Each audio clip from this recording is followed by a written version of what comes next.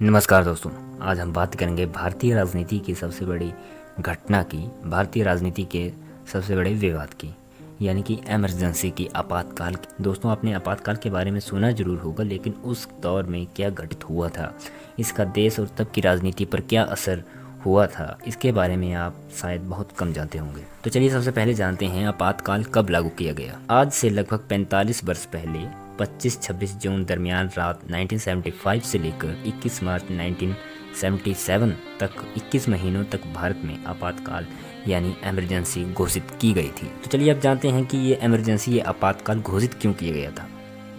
इसकी जड़ 1971 में हुए लोकसभा के चुनाव थे, जिसमें इंदिरा गांधी ने अपने मुख्य प्रतिद्वंदी राजनारायण को पराजित किया था। लेकिन चुनाव परिणाम आने के 4 साल बाद राजनारायण ने हाईकोर्ट में चुनाव परिणाम को चुनौती दे दी।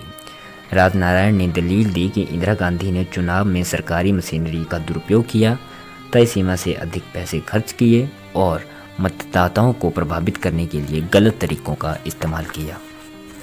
अदालत ने इन आरोपों को सही ठहराया और 12 जून 1975 को इलाहाबाद उच्च न्यायालय के न्यायाधीश जगमोहन लाल सिन्हा ने इंदिरा गांधी का चुनाव निरस्त कर दिया। उन पर 6 साल तक चुनाव न लड़ने का प्रतिबंध भी लगा दिया और राजनारायण को उस चुनाव का विजेता घोषित कर दिया गया।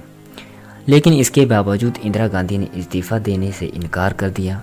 उन्होंने इस निर्णय को न मानते हुए सर्वोच्च न्यायालय यानी सुप्रीम कोर्ट में अपील करने की घोषणा की और 26 जून को कहा जाता है कि संजय गांधी के सलाह से 26 जून को आपातकाल लागू करने की घोषणा भी कर दी गई। आकाशवाणी ने रात के अपने एक समाचार बुलेटिन में यह प्रसारित किया कि अनियंत्रित आंतरिक स्थितियों के कारण सरकार पूरे देश में आपातकाल लागू कर रही है। आकाशवाणी पर प्रसारित अपने संदेश में इंदिरा गांधी ने कहा, जब से मैंने आम आदमी और देश के महिलाओं के फायदे में प्रगतिशील कदम उठाए हैं, तभी से मेरे खिलाफ गहरी साजिशें रची जा रही हैं। अब जानते हैं कि आपातकाल का असर देश पर किस तरीके से हुआ था। इस दौरान जनता के सभी मौलिक अधिकारों को स्थगित कर दिया गया था। सरकार विरोधी भाषणों और किसी भी प्रकार के प्रदर्शन पर प्रतिबंध लगा दिया गया था। सभी समाचारों और लेखों को सरकारी सेंसर से होकर गुजरना पड़ता था। आपातकाल की घोषणा के साथ ही सभी विरोधी दलों के नेताओं को गिरफ्तार करके अज्ञात स्थानों पर ले जाया गया था।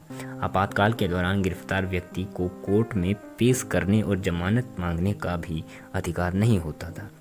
विपक्षी दलों के सभी बड़े नेता मोरारजी देसाई, अटल बिहारी वाजपेयी, लाल कृष्ण आडवाणी, जॉर्ज फर्नांडिस, जयप्रकाश नारायण और चंद्रशेखर सभी को जेल में भेज दिया गया था। तो ये थी आपातकाल की एक कहानी। चैनल को सब्सक्राइब करना ना भूलें और बेल आइकन को दबा दें लेटेस्ट वीडियो सबसे पहले पाने के लिए।